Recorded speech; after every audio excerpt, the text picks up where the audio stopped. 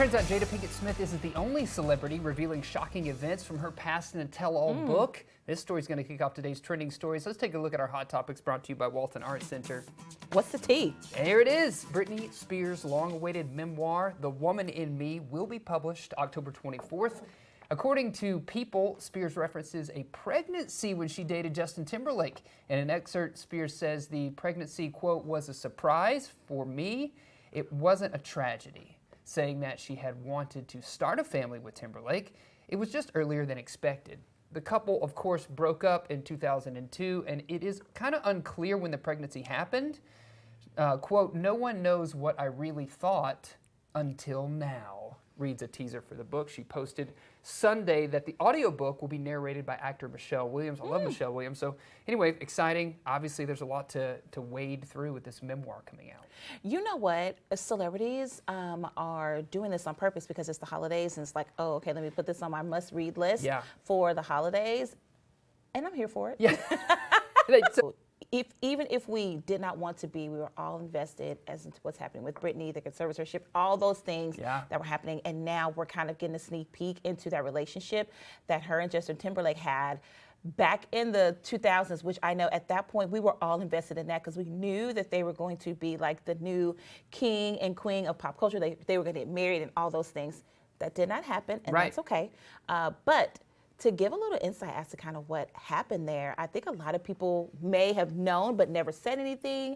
So this is very interesting. Justin Timberlake, Jessica Biel were in NWA last weekend, actually, at the Walmart home office, because Jessica, I think, was at one of the meetings or something like that. So he was here in NWA. We should have asked him about this. We should have asked him. We should have got him on the show. Come back, Justin, so we can ask you. Yeah. Okay, well, Chick-fil-a now has its very own cookbook, which is right in time for the holidays, especially as you're talking about like preparing meals and leftovers, because that's really what this cookbook is going to be focused on. It's called Extra Helpings, and it features 26 recipes, giving folks a little bit of inspiration on ways to repurpose ingredients or your leftovers. Extra Helping is digital and available online.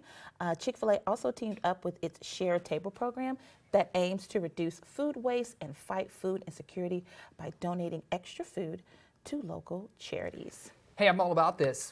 I love leftovers, and so thinking of ways to repurpose that food, because it doesn't matter where we go out to eat, we always have a little bit of something left. Yeah. So finding a good way to repurpose that, I like this idea. I'm on board. It's also a good way to figure out, like, if you went to Chick-fil-A on Saturday, how can you repurpose it for Sunday? Because that's when I find myself always wanting Chick-fil-A is on Sunday. Yes. When they are closed. When they're closed.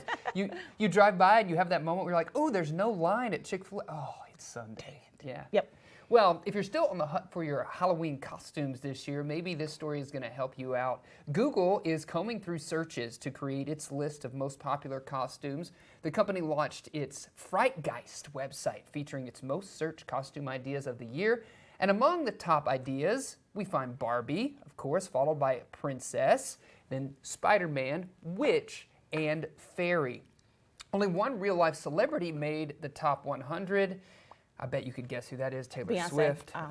Close. Yeah. I'm sure she was considered as well. So yes, man, if you haven't done it yet, this is your moment to go get some inspiration from the Google searches. So cute. Well, a young Chiefs fan got the ultimate gift to add to her collection. Meet Estelle, she's 8 years old, and her family, they are huge Chief fans. They're season ticket holders. They've got autographed jerseys, memorabilia, and more already in their home. As you can see right here, Estelle and her dad, they went to Minnesota to see the Chiefs play. And who reaches up to give Estelle his playing gloves? Who does it? Travis Kelce. Oof. How awesome is that? It's a memory, of course, the family. They're never going to forget. You know, they're just at the game cheering on the Chiefs, and he reaches up and gives her his gloves. Look at that. No, I love it. Oh, I would have screamed and then jumped over. Travis, I love you. What a moment. Then they probably would have to have hauled me up out of there for being unruly. But good for her. I'm happy for her. That's very, very cool. And that's something, she was with her dad, so a very special moment to share with your dad. Yeah, no doubt.